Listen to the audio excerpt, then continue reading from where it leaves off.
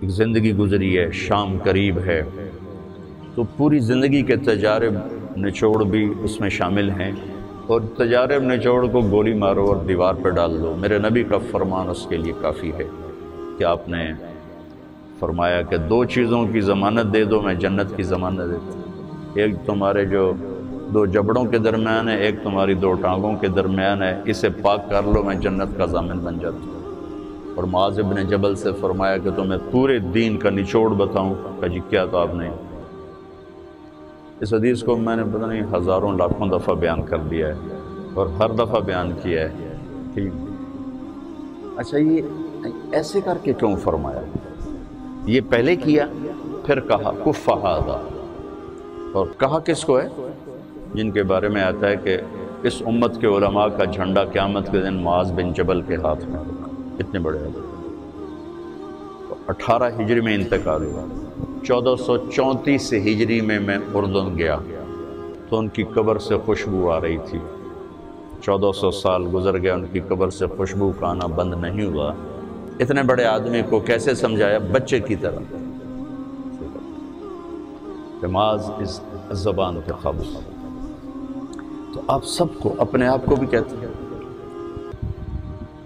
وہ عرب خطیب کہتے ہیں اوصیکم نفسی اولا و ایاکم کر کے عام طور پہ خطبہ شروع کرتے ہیں، تو میں بھی اپنے ذات سے شروع کر کے آپ سے یہ عرض کرتا ہوں بچوں کہ اپنی زبان پہ قابو پانا سیکھ۔ یہاں اس کی مشق کر لو، یہ چھوٹا سا میدان ہے، چھوٹا ایک تالاب میں ہے، آپ تالاب، یہاں سے نکل کر آپ ایک سمندر میں کودیں گے جہاں کہ رشتوں کی فہرست ہوگی، تعلقات کی فہرست ہوگی، ناگواریوں کے خوفناک خاردار کانٹے ہوں گے، کہیں کہیں پھول ملیں گے ورنہ کانٹوں سے بھرا جہان ہے۔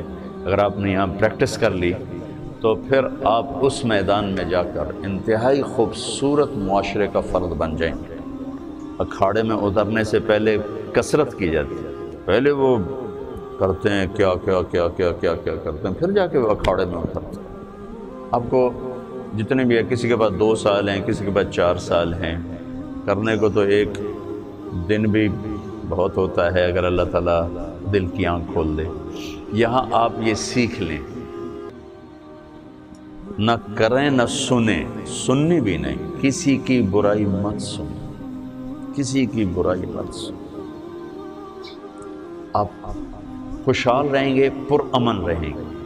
کسی کی برائی نظر آئے تو آنکھیں بند کر، اندھے ہو جائیں، اس کی اصلاح کے چکر میں نہ پڑیں، آنکھوں پہ اپنے پردہ ڈالیں۔ ایک صحابی کہہ رہے ہیں ارید ان یسرنی ربی یوم القیامہ، میں چاہتا ہوں اللہ قیامت کے دن میری پردہ پوشی فرمائے۔ آپ جواب دے رہے ہیں استر عیوب اخوانک یسترک ربک یوم القیامہ، تو اپنے بھائیوں کے عیب چھپا، اللہ تیرے عیب چھپائے گا۔ نہ کسی کی کمی بولو، نہ سنو، نہ دیکھو، تو آپ کے دل کا برتن صاف رہے، خوش رہو گے۔ جب بولو گے، جب سنو گے، جب دیکھو گے، پھر آپ کے دل میں زہر بھر جائے گا، نفرت بھر جائے گا، غضب بھر جائے گا، کینہ بھر جائے گا، حسد بھر جائے گا، بغض بھر جائے گا۔ تو بہت بڑی چیز میں آپ کو بتا رہا ہوں کہ اپنی زبان پہ آپ قابو پانا سیکھ لیں، تو آپ کا اپنا بھلا ہے۔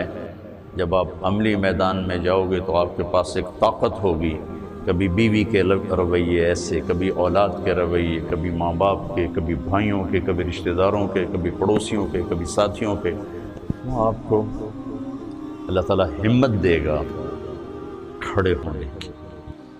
جھوٹ لعنت ہے ہر انسان کے، اچھے بولنے، غیبت نہیں کرنا، بہتان نہیں باندھنا، کسی کو بے عزت نہیں کرنا، کسی کی بے اکرامی نہیں کرنا، کسی کی اصلاح کے چکر میں اس کے عیب نہیں پکڑنا، بس اپنے دھن رے دھنی یا اپنی دھن۔ دوسری عرض یہ کرنی ہے، یہ بھی ایک حدیث پاک کا مضمون ہے کہ اس دل کو بچوں صاف رکھو، اس میں کسی کی نفرت نہ آنے دو، کسی کا بغض نہ آنے دو، کسی کا حسد نہ آنے دو، کسی سے کینہ نہ رکھو۔ بغض اور شحن، بغض ہے صرف نفرت، اور شحن کینہ، کہ نفرت کے ساتھ نقصان پہنچانے کا بھی چکر ہو کہ کسی طرح اس کی ٹانگ کھینچو، کسی طرح اس کی ٹانگ کھینچو۔ تو دل کو صاف رکھ۔ میرے چھوٹی عمر میں مجھے شہرت مل گئی، ایک دم مل گئی ایسے کر کے۔ تو جہاں محبت کرنے والے ہوتے ہیں پھر وہیں انسانی فطرت ہے، حسد بھی آتا ہے، نفرت بھی آتی ہے، بہت کچھ آ جاتا ہے کہ یہ کیوں یہ کیوں۔ تو مجھے ایک بہت بڑی مشکل کا سامنا کرنا پڑا، جھوٹے الزام اور بہتان ہذا سبحانک ھذا بہتان عظیم، ایسا قصہ۔ تو میری پیشی ہو گئی مولانا جمشید صاحب کے پاس، تو فرمانے لگے تو کیا سوچتا ہے کہ انہوں نے یہ کیوں کیا ہے؟ تو میں نے کہا جی حسد ہے اور کیا ہے۔ اللہ ان کی قبر روشن فرمائے۔ واللہ اس کے سوا کچھ نہیں تھا، لیکن اور میرے استاد کو بھی پتہ ہے کہ اس کے سوا کچھ نہیں۔ کہا نہیں بیٹے یہ مت کہو کہ حسد، یہ کہو کہ تیری اصلاح کے لیے انہوں نے یہ کیا۔ میں کہا اچھا استاد جی آپ فرماتے ہیں تو میں تسلیم کرتا ہوں، میری اصلاح کے لیے کیا ہے۔ یہ انہوں نے مجھے پہلی ضرب لگائی تھی منفی خیالات کو توڑنے کی اور مثبت سوچ لو۔